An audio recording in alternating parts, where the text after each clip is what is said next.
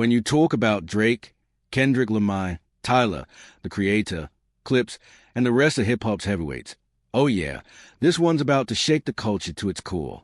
Grammy season is rolling in, and Kendrick Lamar's already loading up for what could be another history-making sweep. The man doesn't miss.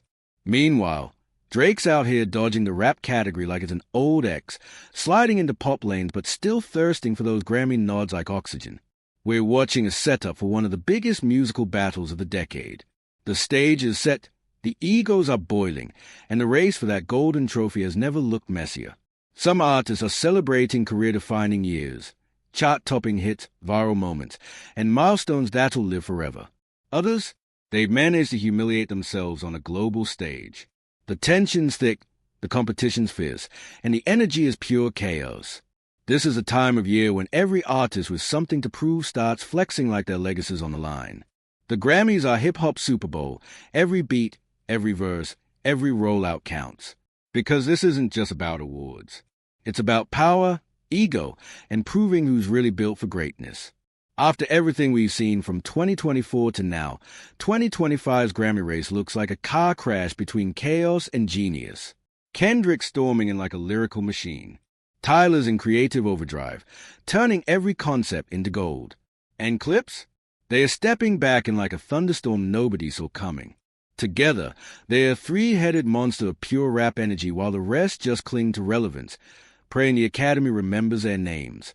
Buckle up, this season's about to get wild. Some stars are rising, some are crumbling, and it might just be the most ruthless Grammy race hip-hop's ever seen. Every artist throwing their hardest punch. Every label's plotting like it's Game 7 of the finals. The stakes? Sky high. But before we break down what Kendrick Lamar's got up his sleeve, and trust his aiming for that Michael Jordan meets Kobe kind of dominance, we need to talk about the man who's been ducking competition like it's contagious, Drake. What has been pulling off heading into the 2026 Grammys is pure comedy. It's the kind of behavior that makes you laugh and cringe at the same time, because once again, he's proving he can't handle authenticity. Everyone else is submitting their best work, celebrating artistry, and pouring their souls into the culture. Meanwhile, Drake's out here playing victim, crying about industry plants while secretly sneaking his own tracks into Grammy contention. Yeah, the same guy who's been pretending he's too cool for the Grammys is now back begging for validation. The irony's louder than his choruses. And to make things worse, none of his new Iceman singles even made noise. They came, they flopped, and they left behind nothing but memes and second-hand embarrassment. While Kendrick's out chasing history, Drake's out here rewriting losses as strategy. But no one's buying it anymore. The crown's slipping, and the legends are leaving him in the dust. And let's be real, everything around Drake right now leads back to that album SSS for You. The deeper you look, the worse it gets. His choices on this project feel like someone who stopped caring about being taken seriously. From the Grammy categories he picked to the way he's ducking actual competition, it's obvious he wants zero smoke. Drake wants nothing to do with Kendrick, nothing to do with Pusha T, and definitely nothing to do with anyone who still values bars and artistic pride. What's wild is, if Drake had just admitted 10 years ago he wasn't built for rap battles, we could have skipped a decade of fake debates. Now, he's finally said the quiet part out loud, not with words, but with moves.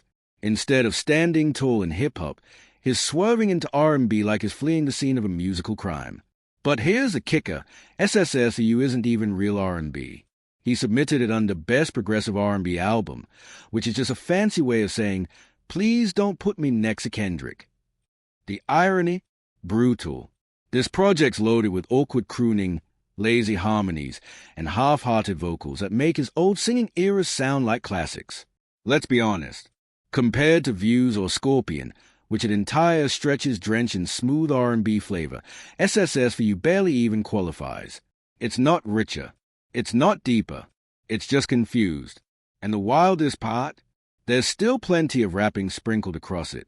So this whole I'm going R&B now act isn't some bold reinvention. It's survival mode. Drake's ducking behind another genre because he knows he can't hang with the titans anymore. This isn't evolution. It's escape. When the pressure rose, he didn't elevate. He exited. Drake's not standing toe-to-toe with Kendrick, Pusha T, or any rapper still spitting with purpose. He's scrambling for any trophy he can grab while avoiding another Grammy night humiliation. What used to look like dominance now reeks of desperation, and the fans see it crystal clear. And get this, the only rap category Drake had the nerve to enter this year is Best Melodic Rap Performance. His entry? Somebody Loves Me. That's the grand plan. It's laughable. His acting like a misunderstood genius when in reality, it's a calculated attempt to sneak into an easier lane. Whatever happened to standing tall in hip-hop? To defending your throne? This whole thing's turned into a comedy special. Drake's actually hoping his only chance to face Kendrick is if SSS for You miraculously gets an Album of the Year nod, which, let's be honest, is not happening in any timeline. The thought of that half-hearted project going against real artistry is insane. And Somebody Loves Me for Song of the Year. Be serious. The song barely made a ripple when it dropped. If anything, it deserved a nomination for most unintentional parody.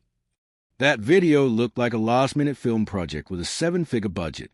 But here's where the embarrassment really kicks in. For years, Drake's acted like the Grammys were beneath him, making speeches, throwing shade, pretending is above validation. Yet here he is again, crawling right back like he never said a word, begging for recognition like his reputation depends on it. The hypocrisy's off the charts. The same man who swore he didn't need the Grammys is now chasing crumbs of credibility. At this point, the only tie to his earning is Grammy-nominated loser Drake. Because let's face it, he's not touching that gold. After all the scandals, the mid-projects, and the excuses, this is his desperate Hail Mary to stay relevant. And the OVO fan base? They're out here performing Olympic-level mental gymnastics. Some claim Drake didn't even submit the album. Party Next Door did. As if that changes anything. If you're making a joint album with your own artist, someone signed to your label, your protege, then you own that outcome. You don't get to hide behind your apprentice when things flop. It's hilarious and sad at the same time. Classic Drake behavior. Dodge the rap smoke, chase pop approval, and still end up being roasted into oblivion. He knew exactly what he was signing up for when he dropped that collab. That project wasn't about chemistry. It was a shield, a safety net for when the numbers dipped. After the brutal beef and all the LS, Drake didn't have the courage to drop solo. He was scared of the backlash, scared of comparisons, scared of stepping into the ring again. So instead of showing strength, he hid behind his artist like a kid clutching his big brother's arm. Every excuse floating around now, throw them out. Drake built a career on talking competition, but the moment the game gets real, he's sprinting the other way. The man doesn't want any smoke with real lyricists. He's dodging Kendrick Lamar, Tyler, Pusha T, basically anyone who still values skill over stardom. The certified lover boy might have sold records, but now is the certified runner boy, ducking from every challenge like it's target practice. But here's where things get exciting. While Drake's running scared, the real ones are lacing up for war. The artists who carried hip-hop through its wildest era are about to clash center stage. And leading that charge, as always, is Kendrick Lamar. Kendrick's 2026 Grammy submissions are shaking the whole industry. From hardcore rap categories to the big all-genre stages the Grammys once said rappers couldn't touch, he's walking into every lane ready to dominate. He's not just aiming to compete, he's aiming to conquer. This man wants the entire board cleared, every trophy in reach. And the way it's looking, he just might pull it off. His latest album, GNX, didn't just release. It erupted. It took over playlists, fueled debates, and reminded the world what real artistry feels like. The music scene hasn't stopped spinning since GNX dropped, and now it's a crown jewel of Grammy season. This is Kendrick at his sharpest, fearless, focused, and locked in on proving that hip-hop isn't just part of the culture. It is the culture. The Grammys haven't seen energy like this in decades. And the wildest part? He's not just showing up to win. He's rewriting the entire rulebook while doing it. Now, let's talk about the powerhouse itself, Kendrick Lamar's Grammy campaign. Because this man isn't stepping into the race. He's storming it like a one-man dynasty. The categories he's entered look like a Hall of Fame highlight reel. GNX is up for Album of the Year, Best Rap Album, and Best Engineered Album, Non-Classical. And honestly, he's a frontrunner in all three. Kendrick's not playing the game, he's reinventing it. If he takes home those wins, it'll be a once-in-a-generation triumph. The last rapper to win Album of the Year was Outkast back in 2004 with Speakerboxxx of The Love Below. Over 2 decades later, Kendrick's poised to change that history again. The impact would be massive, another reminder that hip-hop isn't chasing trends, it's setting them. But Kendrick's ambition doesn't stop there. His single Luther is in the running for Record of the Year, Song of the Year, Best Melodic Rap Performance, and Best Music Video. That's domination from every direction: lyrics, visuals, performance, and production. And it gets even deeper. His collab 30 for 30 with SZA has been entered for Best Pop Duo Group Performance. That's right, Kendrick's not just owning rap, he's crossing into pop and still doing it on his own terms. No compromise, just control. He's proving that versatility doesn't mean selling out, it means commanding every soundscape. When you zoom out and look at the entire picture, it's clear he's engineered a Grammy takeover like no other. From rap to R&B to pop to technical categories, Kendrick's fingerprints are everywhere. He's not just gunning for a few trophies. He's aiming for a clean sweep that could redefine how the Grammys treat hip-hop forever. And the wildest part? Even his features are in the mix. Every track where Kendrick shows up is another potential win with his name attached.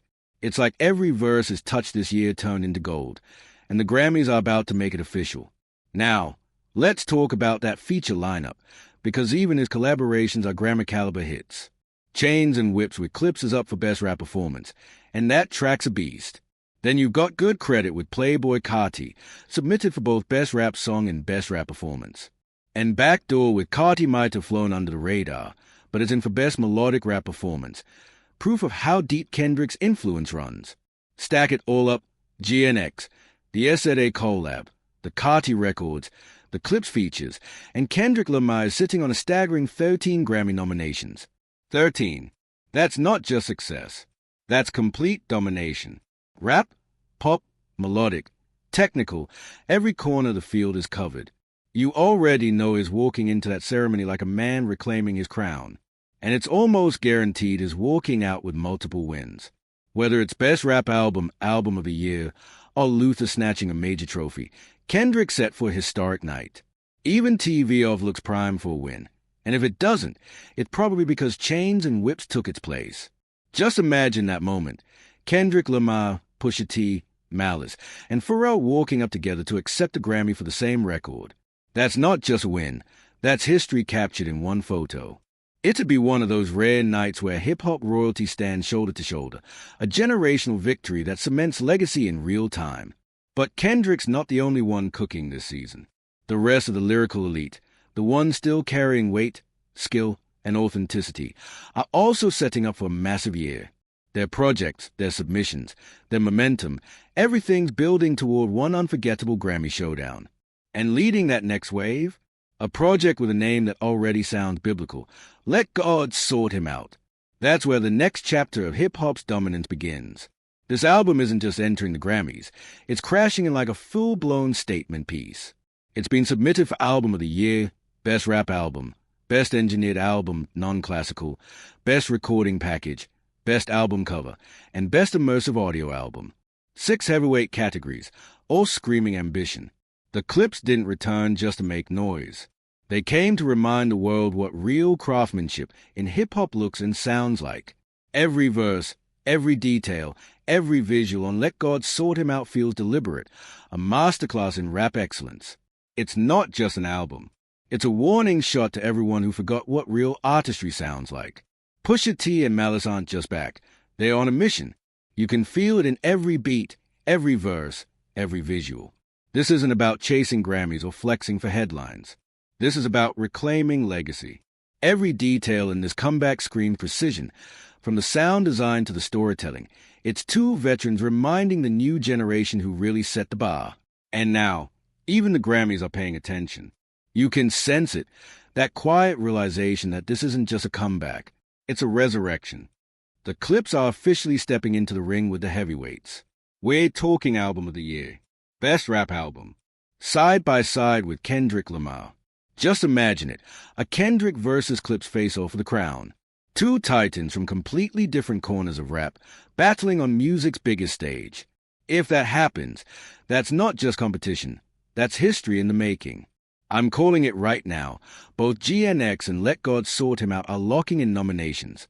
And when they do, it'll mark one of the strongest, most culture-shifting Grammy years hip-hop has ever seen. Because let's be real, for too long, rap has been boxed out of the serious awards. But this is the year that wall finally cracks. And Clips aren't holding back.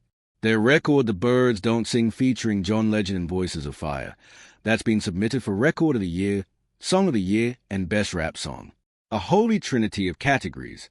That blend of gospel, soul, and raw lyricism isn't just beautiful, it's strategic.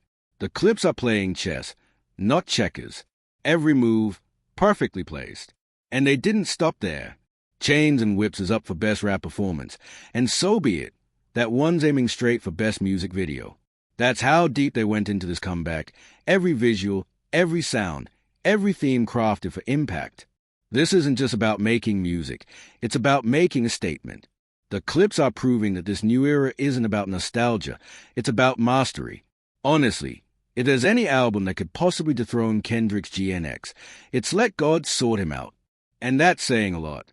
Because that project, it carries the same weight, hunger, and depth, just from a different perspective. If they win, nobody's mad. Not even Kendrick. Because that kind of victory would still be a win for hip-hop as a whole. It would prove that real craftsmanship and culture are finally getting the respect they've earned. But hold on, the story's not done yet. Because another giant just entered the arena. Tyler, the Creator. And this man's about to turn the Grammys into his personal playground. Tyler's Chromacopia has officially been submitted for Album of the Year, Best Rap Album, and Best Engineered Album Non-Classical. That's massive. If everything lines up right, rap could secure 3 Album of the Year nominations in a single year: Kendrick, Clips, and Tyler. That's never happened before.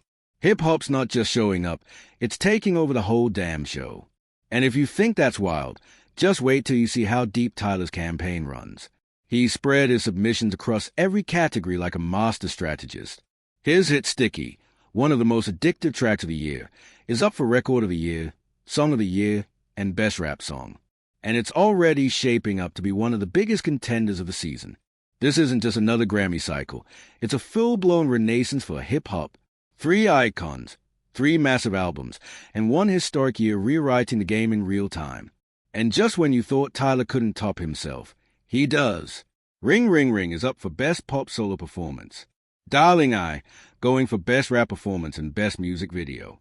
Saying Chroma, shooting for Best Rap Song. And then you got Don't Tap the Glass competing for Best Alternative Music Album, while Sugar on My Tongue slides into Best Alternative Music Performance. Tyler's not sticking to one lane, he's owning every one of them. Rap, pop, alternative, the man's everywhere. He's not chasing trophies, he's building an empire. Already a 2-time Best Rap Album winner and a certified Grammy magnet. You can feel the Recording Academy holding its breath every time he drops. But here's the genius. Even if Kendrick and Clips sweep the main rap categories, Tyler's lined up to win big elsewhere. That's the beauty of it. Strategy meets artistry. The Grammys haven't seen a campaign this bold in years. Because when Tyler said, "If you're gonna box me in, I'll break the box completely," he meant it. He's redefining what hip-hop can be, blending genres so effortlessly it feels like a flex. By splitting his albums across categories, he's showing the industry that true artistry doesn't live in one genre. It's a masterclass in how to play the game and win it. And now, when you zoom out, you can see the picture clearly. Kendrick Lamar dominating the general fields. Clips resurrecting their legacy with a vengeance. Tyler bending genres like gravity doesn't apply. And then there's Drake, still somewhere in the background, trying to catch up. The story of Grammy season 2026 is already writing itself.